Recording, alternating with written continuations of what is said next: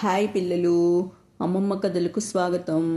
మనం ఈరోజు యక్షుడి నవ్వులు అనే కథ చెప్పుకుందాం. ఇది సీతారామయ్య గారు అనే ఆయన రచించారనమాట.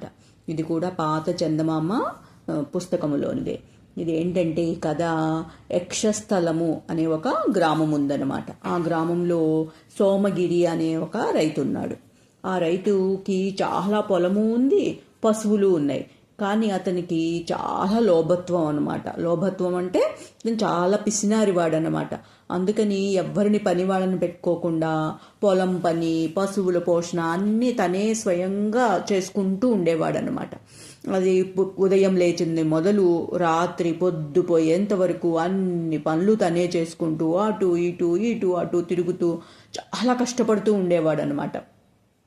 ఒకసారి ఏమవుతుందంటే అతను ఇలాగే ఉదయం పనులన్నీ చూసుకొని, పశువుల పనులన్నీ చూసుకొని పొలానికి వెళ్తూ ఉంటాడనమాట. వెళ్తూ ఉంటే అలా కొంచెం దూరం వెళ్ళేటప్పటికి ఎవరో గురక పెట్టి నిద్రపోతున్న శబ్దం వినిపిస్తుంది అనమాట. ఆ గురక శబ్దం వినిపించి ఏం చేస్తాడు, ఆ చప్పుడు వినిపించిన వైపు వెళ్తాడు. వెళ్ళేటప్పటికి అక్కడ కొన్ని చెట్ల మధ్యలోనూ ఎత్తైన ఒక పుట్ట గొడుగు లాంటిది కనిపిస్తుంది. దగ్గరికి వెళ్ళి చూసేటప్పటికి ఆ పుట్ట గొడుగు కింద ఒక మరుగుజ్జు మంచిగా గురక పెట్టి నిద్రపోతూ ఉంటాడనమాట. అయితే ఈ మరుగుజ్జు అంటే ఏంటి, అతని ఆకారం చాలా చిన్నగా ఉంటుందన్నమాట. అందుకని వాళ్ళని మరుగుజ్జు అనేవారు అనమాట. వాళ్ళకి పొట్టి కాళ్ళు, పొట్టి చేతులు అలా ఉంటాయి అనమాట. వాళ్ళు చాలా చిన్నగా ఉంటారు. పూర్వం వాళ్ళని యక్షులు అనుకునేవారు అనమాట. వాళ్ళు ఎవరికైనా కనిపిస్తే వాళ్ళకి మేలు చేసేవారు అనమాట. ఈ ప్రజలకే ఆ వాళ్ళని యక్షులు అని అనుకునేవారు. మరుగుజ్జు ఆకారంలో ఉండేవారు అనమాట వాళ్ళు. అది పూర్వం జరుగుతూ ఉండేది. కానీ ఇప్పుడు అట్లాగేమీ లేదు. వాళ్ళు కనిపించడం కానీ, లేకపోతే ఇలాగా వీళ్ళకి హెల్ప్ చేయటం కానీ అట్లాంటివన్నీ ఏమీ లేవన్నమాట. ఇది విని ఉన్నాడు ఈ సోమగిరి.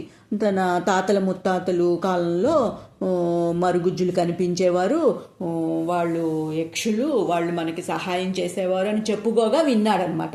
విని ఏం చేస్తాడు ఈ సోమగిరి, ఈ మరుగుజ్జు కనిపించగానేను వాడు పారిపోకుండా గట్టిగా పట్టేసుకుంటాడు అనమాట. ఆ మరుగుజ్జుని పట్టేసుకునేటప్పటికి మరుగుజ్జుకి మెలకు వస్తుంది.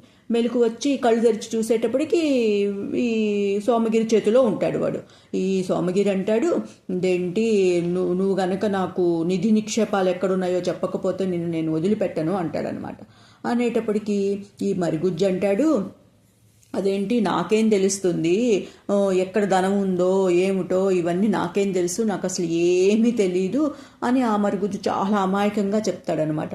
చెప్పేటప్పటికి ఈ సోమగిరి అంటాడు, నువ్వు ఇలా మంచిగా అడిగితే చెప్పవు, నువ్వు ఎలా చెప్తావో నాకు తెలుసు, ఉండు నేనేం చేస్తానో నిన్ను అని చెప్పి గట్టిగా ఆ మరుగుజ్జును పట్టుకుని ఇంటికి తీసుకెళ్తాడనమాట. ఇంటికి తీసుకెళ్ళి వాళ్ళ ఇంట్లో ఉన్న ఒక పెద్ద భోషాణం లాంటి పెట్లోను పెట్టేసి తాళం వేసేసి తన పని తను చూసుకుంటూ ఉంటాడనమాట. అలా ఒక నెల రోజులు గడిచిపోతుంది. ఈ నెల రోజులు గడిచిపోయినా కూడా ఈ మరుగుజ్జు ఇతనికి ఏమీ నిధి నిక్షేపం గురించి చెప్పడం కానీ అట్లాంటివన్నీ ఏమీ చెప్పడు. ఈ సోమగిరి అతన్ని వదిలిపెట్టడు. ఒకసారి ఏమవుతుంది, ఇట్లాగే సోమగిరి పనంతా చూసుకొని అడవికి వెళ్ళి తిరిగి వస్తూ ఉంటాడనమాట. తిరిగి వస్తూ ఉంటే అతనికి ఒక కలప దొంగ కనిపిస్తుంది. అంటే ఒక పెద్ద దొంగ లాంటిది అనమాట, కట్టె పెద్దది కనిపించేటప్పటికి అది చాలా ఆ దొంగకి అన్ని పక్కల చెక్కి ఉన్నట్టు కూడా కనిపిస్తుంది. అప్పుడు ఇతను అనుకుంటాడు, ఈ సోమగిరి అనుకుంటాడు, ఏంటి ఇంత చెక్కి ఉన్న ఈ దొంగ ఈ అడవిలోకి ఎలా వచ్చిందో ఏంటోను అని చెప్పి ఆలోచించి ఏం చేస్తాడు, ఎలాగో అలా వచ్చిందిలే అని చెప్పి దాన్ని తన భుజం మీద వేసుకొని ఇంటికి తీసుకొచ్చి వాళ్ళ ఊర్లో ఉన్న వడ్రంగి ఉంటాడు కదా, ఈ కార్పెంటర్ అనమాట, శరభయ్య అనమాట అతని పేరు. అతనికి ఈ దొంగని ఒక 2 రూపాయలకి అమ్మేసి ఇంటికి వచ్చేటప్పటికి సోమగిరి ఇంట్లో అడుగు ఇలా పెట్టాడో లేదో ఈ భోషాణంలో ఉన్న ఈ మరుగుజ్జు ఏం చేస్తాడు, పక్క నవ్వుతాడనమాట.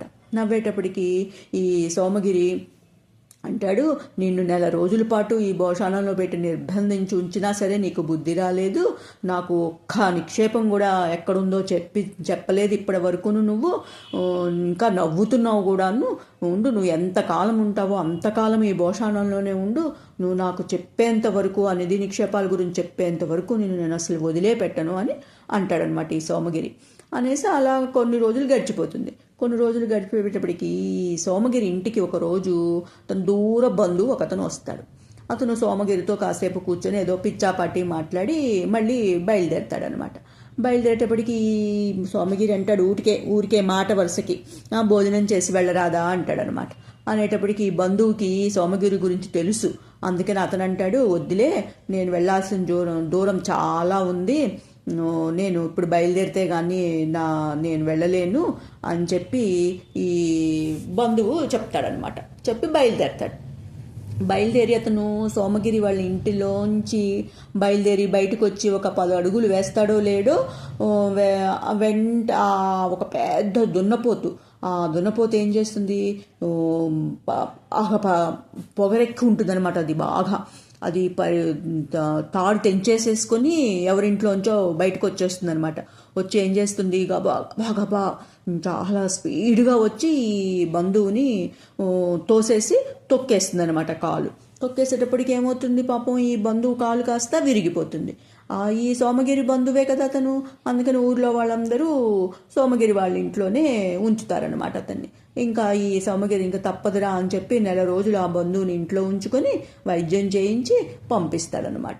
ఈ నెల రోజులు ఆయన ఖర్చు అంతా ఈ సోమగిరే పెట్టుకుంటాడనమాట.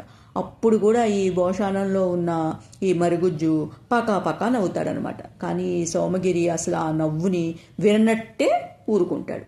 అలా ఇంకో నెల రోజులు గడిచిపోతుంది. ఒకనాడు ఈ సోమగిరి ఏం చేస్తాడు, సంతకు వెళ్లాల్సిన అవసరం వస్తుంది. సంత అంటే మార్కెట్ అనమాట.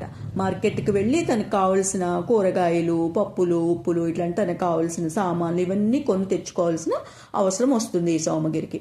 వచ్చి ఏం చేస్తాడు, అతను తన డబ్బంతాను నేలలో ఒక చోట పాతి ఉంచాడనమాట. ఒక కుండలో పెట్టి ఆ నేలలో పెట్టి ఉంచాడనమాట. పూర్వం ఈ గ్రామస్తులందరూ అలాగే డబ్బులున్న వాళ్ళందరూ డబ్బుల్ని అలా కుండలో పెట్టుకొని దాన్ని భూమిలో ఒక చోట పాతి పెట్టుకుంటూ ఉండేవారనమాట. ఇప్పట్లాగా అప్పుడు ఈ బ్యాంకులు కానీ పోస్ట్ ఆఫీసులు కానీ ఇట్లా ఏమీ ఉండేవి కాదనమాట. అలా ఎవరి డబ్బులు వాళ్ళు అట్లా దొంగలకి కనిపించకుండా అలాగ నేలలోనే పాతి పెట్టుకొని ఒక కుండలో పెట్టి పాతి పెట్టుకుని ఉంచుకునేవారు అనమాట. ఇతను కూడా ఈ సోమగిరి కూడా అలాగే డబ్బుని ఒక కుండలో పెట్టి అలాగా ఒక ప్రాంతంలో పెట్టుకున్నాడు అనమాట. ఆ పాతి పెట్టిన చోటుకి వెళ్ళి కొంత డబ్బు తీసుకుని మళ్ళీ మిగతాది ఆ కుండలోనే పెట్టేసేసి మళ్ళీ ఎక్కడైతే తీసాడో అక్కడే మళ్ళీ పూడ్చి పెట్టేసేసి సంతకు వెళ్ళిపోతాడు అనమాట.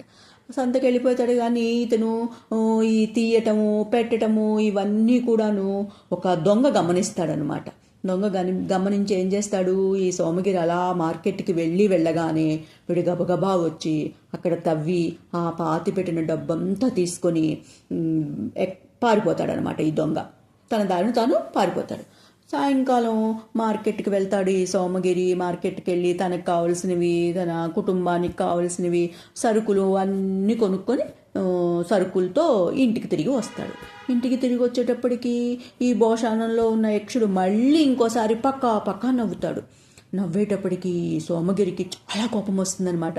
కోపం వచ్చి ఏం చేస్తాడు, గబా వెళ్ళి ఆ భోషాణం పెట్టి తలుపు తీసి ఈ మరుగుజ్జుని గట్టిగా పట్టుకొని పైకి లాగి గట్టిగా పట్టుకొని నిన్నేంటి 2 నెలలుగా ఇందులో నిర్బంధంలో ఉంచినా సరే నీకు బుద్ధి రాలేదు, నాకొక్క ఉపకారం కూడా చేయకపోగా ఇంకా పగలబడి నవ్వుతున్నావు, విరగబడి నవ్వుతున్నావు, ఇప్పటికి 3 సార్లు నవ్వావు నువ్వు, ఈ నవ్వుకి కారణం చెప్పలేదనుకో నిన్ను గొంతు పిసికి చంపేస్తాను అని చెప్పి గట్టిగాను ఈ సోమగిరి ఈ మరుగుజ్జుతో అంటాడనమాట.